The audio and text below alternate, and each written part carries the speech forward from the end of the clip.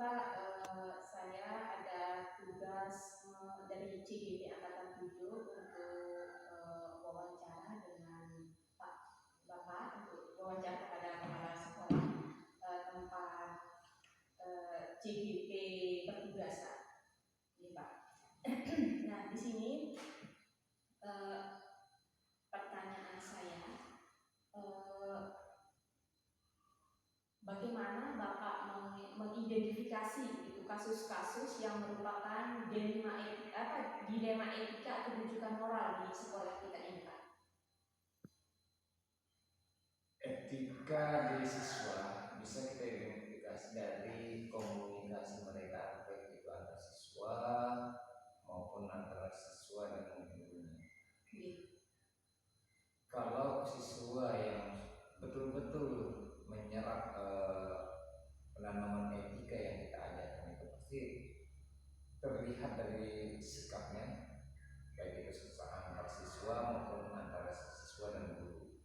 Sikapnya lebih sopan dalam macam. Coba yang tidak mau menyerap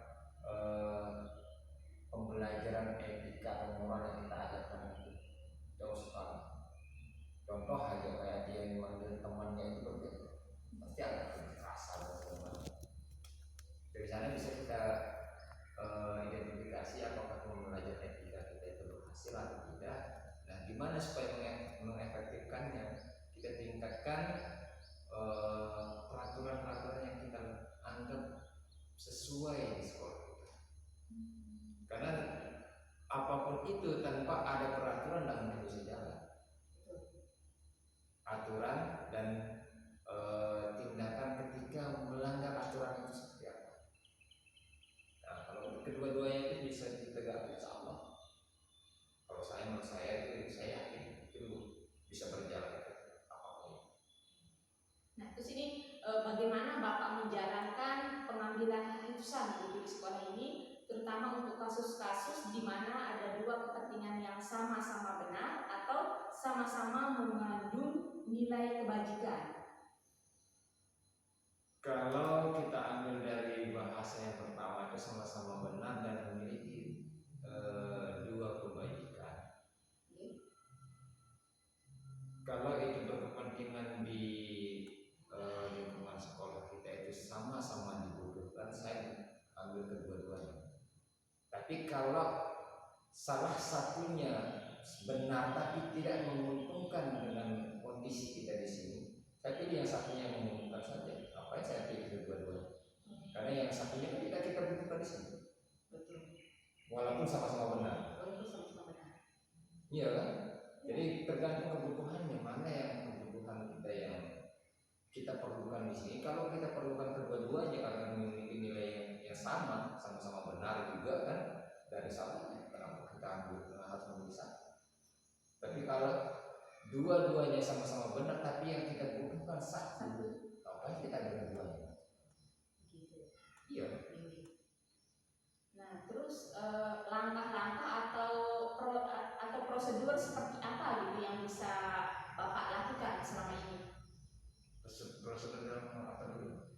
Dalam pengambilan keputusan yang tadi, prosedurnya bagaimana? Kalau saya prosedurnya pasti saya libatkan semua elemen sekolah, itu dari guru, segala macamnya, baik itu supir dari siswa, bahkan sering di siswa juga apa yang membutuhkan untuk menunjang pembelajaran. Sering saya tanyakan dulu. Berarti di sini diskusi dan kolaborasi.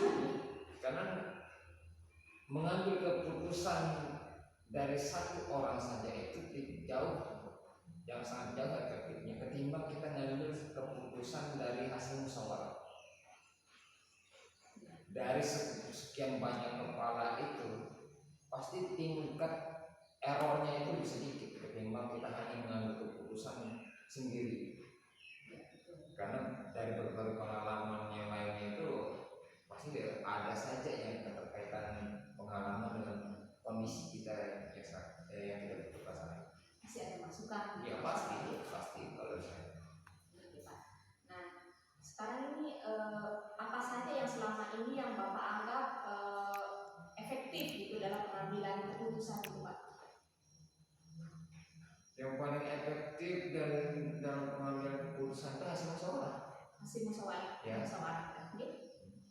Nah, di sini apa saja yang selama ini merupakan tantangan dalam pengambilan keputusan pada kasus-kasus dilema yang Bapak jelaskan tadi? Tantangannya gitu Pak. Tantangannya itu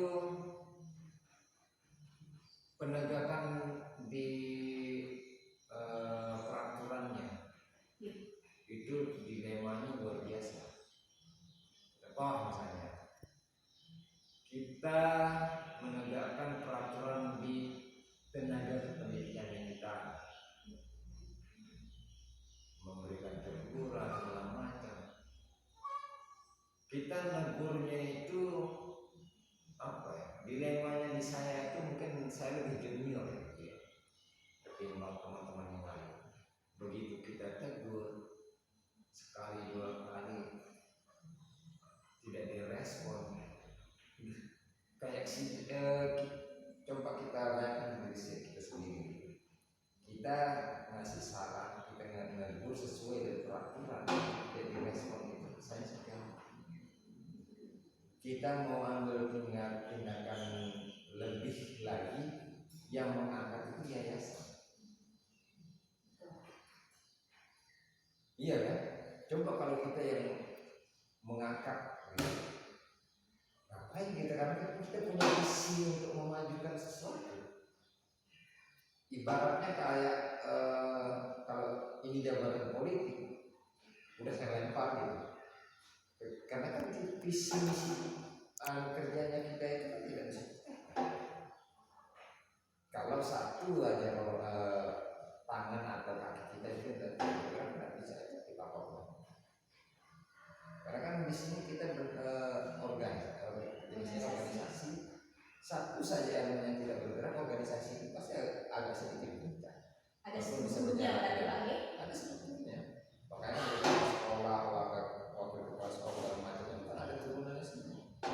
Punya tugas Ya, masing-masing. tugas masing-masing. Satu saja tidak efektif, pasti ada. Sekolah kita bisa jalan tapi tidak maksimal, pasti ada ketinggalan. Karena kita di sini jenisnya struktur organisasinya jelas. Nah, ini Pak, apa Bapak itu punya jadwal tertentu begitu dalam sebuah penyelesaian dilema etika? Apakah Bapak itu langsung menyelesaikan di tempat atau memiliki sebuah jadwal untuk menyelesaikan? Kalau saya langsung, karena tidak mesti segala sesuatu itu harus kita tunda dulu. Kadang di dilema etika, contoh di siswa misalnya, dia mengambil temannya dengan bahasa yang lebih kasar misalnya. Maka kita harus tunggu minggu depan baru kita tegur anak. Lebih baik kita panggil, kita peringati, tegakkan aturan yang sudah kita buat, aturan sekolah, segala macamnya. Kan itu lebih efektif ketimbang kita harus menunggu esok atau minggu depan sesuai dengan jadwal konseling misalnya. Nggak efektif juga. Anda sudah lupa dengan permasalahan yang akan kita mau sampaikan, baru kita panggil, kita mungkin. Kalau saya tergantung bentuk permasalahannya.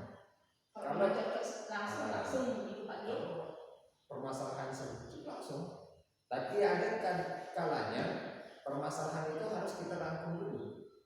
Contoh, sadar tidak sadar, walaupun kita ini seorang guru, sadar tidak sadar, pasti ada saja apa ya, kalau di bahasanya kita itu segala sesuatu yang bikin mungkin perasaan tersinggung segala macam, walaupun kita antar dulu.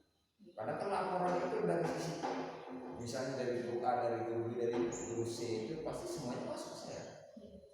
Dan tidak semuanya bisa saya respon langsung. Dan tidak semua itu harus saya respon. Kenapa? Ada segala sesuatu yang saya rangkum dulu. Apa sih permasalahannya? Baru saya pikirkan titik temunya seperti apa dari semua permasalahan dulu. Berarti analisa dulu Pak. Analisa dulu baru lihat nanti. Seandainya permasalahan-permasalahan yang punya order, baru kita ambil semua, kita buat rapat, bahas masalah itu. Karena tidak semua begitu, misalnya guru A ngasih informasi begini atau permasalahan begini, langsung kita langsung bukan begitu. Justru itu menghancurkan begitu. Harus dianalisa. Ya, harus dulu. Nah ini Pak, kira-kira ini ada nggak seseorang atau faktor-faktor apa saja yang mempermudah atau membantu Bapak gitu dalam pengambilan keputusan pada kasus-kasus dilema tersebut? Faktor-faktor yang mempermudah ada. Apa itu Pak? Diskusi. Ya diskusi, banyak kali berdiskusi. Karena dari diskusi, walaupun banyak diskusi begini, misalnya ada pemasukan A, dari diskusi kan, pasti lebih cepat kita dapat solusinya ketimbang kita ayo sendiri kan. Justru pusing sendiri yang nggak dapat ketimbang solusinya. Nah sekarang dari kesemuanya itu apa ini kira-kira apa kesimpulan yang Bapak bisa petik dari pengambilan keputusan tersebut Bapak? Kalau di saya, bermusyawarah itu sangat-sangat dibutuhkan dalam sebuah organisasi untuk penyelesaian masalah. Tanpa musyawarah, seandainya hasil musyawarah kita keliru, itu tidak separah apa yang Keputusan sendiri. kita putuskan sendiri. Itu hasil musyawarah itu, seandainya dia melenceng, itu mampu kita topang bareng. Tapi kalau sudah dengan keputusan sepihak, begitu melenceng, hancur sendiri. Itu. Bagus sekali Pak.